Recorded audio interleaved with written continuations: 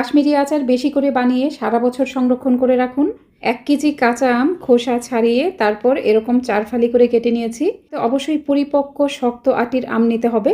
8 থেকে 10টার মতো শুকনা মরিচের 2 পাশের অংশটা কেটে মরিচ থেকে বিচিগুলো এভাবে বের করে নিতে হবে। এই আচার বানাতে মরিচের ভিতরে কোনো বিচি থাকা যাবে না। বিচি ছাড়িয়ে নেওয়ার পর শুকনা মরিচগুলোকে এরকম চিকন চিকন রিংয়ের মতো করে কেটে নিতে হবে। 2 টুকরা আদা নিয়েছি, আদাগুলোকে এরকম চিকন চিকন লম্বা স্লাইস করে কেটে নিতে হবে। এখানে নিয়ে নিলাম 1 কেজি চিনি। যতটুকু আম নেবেন ঠিক ততটুকুই চিনি নিতে হবে।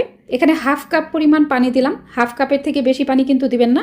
তারপর চুলার কম আঁচে এটা নাড়তে থাকবেন। খেয়াল রাখবেন চিনিতে যেন ক্যারামেলের মতো কালার চলে না আসে, চিনি একদম সাদাটে কালার থাকবে। যখন এরকম একটা বলক চলে আসবে তখন দিয়ে দিব কেটে রাখা আদা দিয়ে একটু ফুটিয়ে তারপর দিয়ে দিব কেটে রাখা আমগুলো একটু ফুটিয়ে নেওয়ার পর দিয়ে দিলাম স্বাদ মতো লবণ ও 3 থেকে 4 টেবিল চামচ পরিমাণ ভিনেগার অথবা সাদা সিরকা।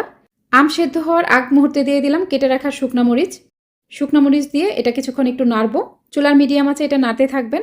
নাড়তে নাড়তে দেখবেন শুকনা মরিচ দেওয়ার কারণে এখানে খুব সুন্দর একটা কালার চলে আসবে। যখন দেখবেন আম পুরোপুরি সেদ্ধ হয়ে গেছে এবং এরকম একটু চকচকে হয়ে গেছে, ঠিক সেই পর্যায়ে চুলা বন্ধ করে দিবেন। এটা অনেক বেশি আঠালো করবেন না, শিরা অনেকটা পাতলা থাকা অবস্থায় এটা নামিয়ে ফেলতে হবে।